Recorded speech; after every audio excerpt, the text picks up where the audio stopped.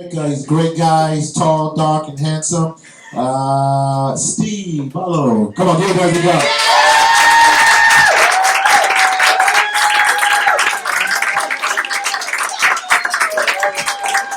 Hello, everybody. Thank you, everyone, for coming. Let's, hear for all of you here. Let me hear it. We know here at Greenwich Village Comedy Club, we know you have your choice of dark basements in the village. But I'm glad you wanted to spend your Saturday night with us. So this is my second show here down in the comedy club, and unfortunately, it's gotten out on Facebook, and all of a sudden now my mom is here. So that's fantastic. Some of my cousins too. But because my mom is here, I'm gonna have to shelve the story of the first time I masturbated, a review of vintage pornography. So unfortunately, it's the story of the time I got diarrhea at my wedding. So I love my wife very much. She's right here. So I love her so much. We've actually been married 3 times. So, we had a courthouse ceremony, did an American wedding, and then she asked me to come to Thailand and get married in front of all her friends and family back home. So that was a wonderful experience. But, if anyone's had a destination wedding before, where you have to grab some traditional clothing when you get there, it can be a bit much. So, it's getting there, 26 hours of flying, and going right from the airport to get fitted for a very tight set of Thai traditional clothing. And, she can tell them, like, my husband's big, but, they're not thinking American. So, I get the Thai, like, triple, quadruple XL, but, it's still not what you want to be wearing after 26 hours on a plane. But, you get past that. You get past that. Thailand's amazing. So much cool food, interesting things to eat that I've never had before. But like, if you guys are like me, like most Americans, you're abroad and you come across something familiar after it's been a few days, and you're like, give me that. Unfortunately, I was at a breakfast buffet and it was onion rings. So one year I was like, I'm back in Burger King in fucking Yorktown Heights now. So I'm housing these onion rings, and I had no clue when you eat a lot of onions, bad things happen. So, now I'm full of onions, and I got like so constipated, like painfully constipated. And we're leading up to the wedding. I was like, I don't want to have this constipated feeling at our wedding. It's long. It's like 7 hours. So I said, okay, I'm going to go to the pharmacy and I'm going to get some medicine. And I'm thinking it's like CVS. But in Thailand, it's just like you go to the pharmacy like you're going to get prescription medicine. So I go to the pharmacy and I get prescription stool softener. And I'm the smartest man on earth because I'm just going to take it the night before. It'll be, I'll get it all out. I'll be ready for the wedding. 7 in the morning. That'll be great. So I took it the night before. We get up at 3 because the wedding starts at 7. And then, 7 o'clock hits. And then, it hits. Prescription grade stool softener. And you probably don't know, but Thai wedding features a lot of crouching down. Crouching down, making offerings to the monks. I'm in a tight outfit. 3 and 4 hours. And that's like, oh my God. Luckily they gave us breaks. And then, during the breaks, there was a little, like restroom where we could go and relax, and I just whipped the stuff over. I'm still waiting to hear back about those war crimes. But, after that part's like 3 hours, and then there's like the second half where like there's 150 people there, and we have to be kneeling. Okay, another fun position to be in when you have that. We were kneeling and receiving blessings from every guest, and they take a picture.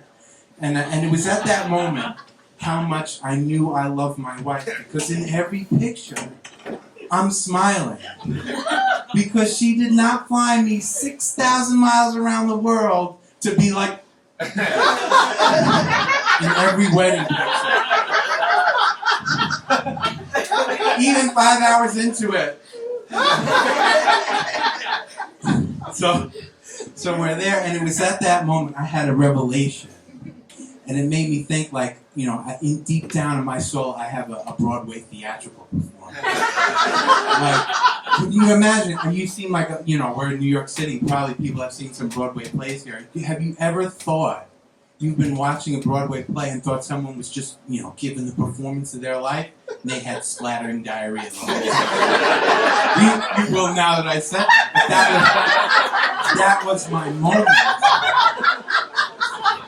So you know, I soldier on. It was 8 hours of this reception afterwards that I was just empty, you know, feeling. And then we're on the bus back to our hotel, and she goes, you know, her friends are there. It's like, you know, that's, you know, a Thai wedding. It doesn't end. We go out and we party, and like, you want to come out, and I said, you know, hon, I just want to go back to the hotel. And this is how, in one sentence, you can undo all that torture and effort. Because I said to her, it hasn't been a great day for me. Our wedding hasn't been a great day for me. Oh, how you just throw it right in the toilet. You know, we're showing our love. It sucked. Essentially. So, you know, that's the story of the time I got diarrhea at my Thai wedding. But I did, you know, there's one story I wanted to bring out, you know, because even though my mom's here, I want to tell you the tale of the first time I encountered internet pornography. You know, we're gonna take it back now. So, you know, okay, so 1996, I'm at my school. We have the computer. We have the old computers, like the radiation beasts. And radiation. They give us the big, you know, the floppy disk. That's the old man. This big. You put it in, and you got Major Rabbit. Type it out. But then, 1997, the school got some grants, and we got some Power Macintoshes in there, and they hooked us up to the internet. The kids had the internet. 6th graders. Back then, how did they tell 6th graders to encounter the internet? Completely unfettered. No firewalls, no content. Just hooked up raw to it. So they're like, make sure you type the address of the search engine correctly. HTTP was huge back then. HTTP://www.altavista.com. You know, so you don't know where you'll go if you type wrong. Altavista.com. Okay. I'm there. We're doing the Egypt project. So I throw in, you know, okay, I got to sign mummification. Okay, mummification. I got it written down because I'm 6th grade. There's no chance. I mean, I'm 4 now. There's no chance I'm spelling mummification right. So I'm typing in mummification. Okay, click. Go there. Okay, we got a hit. There's some info on mummification. I click it. Open it up. A naked woman. Being mummified. So I figured, okay, it's a modern day reenactment. Real people there. I mean, she's naked, I guess, you know, you never saw a mummy without his business, so maybe it makes sense. I can use this. I got material now. This project's coming along. There's 2 other women just wrapping her up. Okay, that's okay. I'm good. They click on the next picture.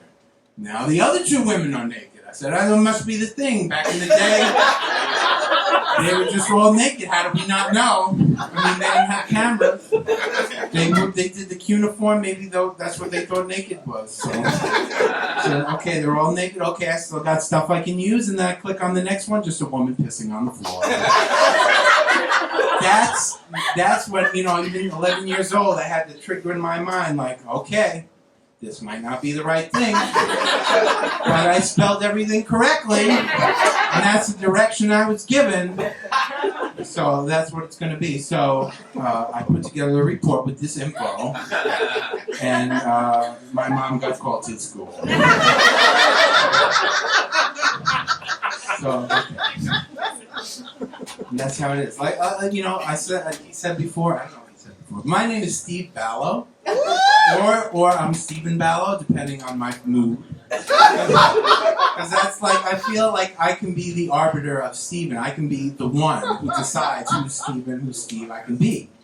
So, you know, whenever another Stephen, like, fronts on me, and he's like, oh no, I'm Steve. And I'll be like, okay, I'm going to be the opposite of whatever you call me every time you ask that. So if you call me Steven, oh no, by the way, I'm Steve. And 10 minutes later, you call me Steve, by the way, oh, I'm Steven. Because I don't like when Stevens have a preference. I've been doing this for 20 years. About 14 years ago, it all came crashing down when the basketball player Stephen Curry decided that he wants to be Stefan. So every time I'm online somewhere and they say, Stefan, I'm Steve or Steven, depending on my mood. Come on. How can I get that in writing? Okay. Thanks, everyone. I'm Steve.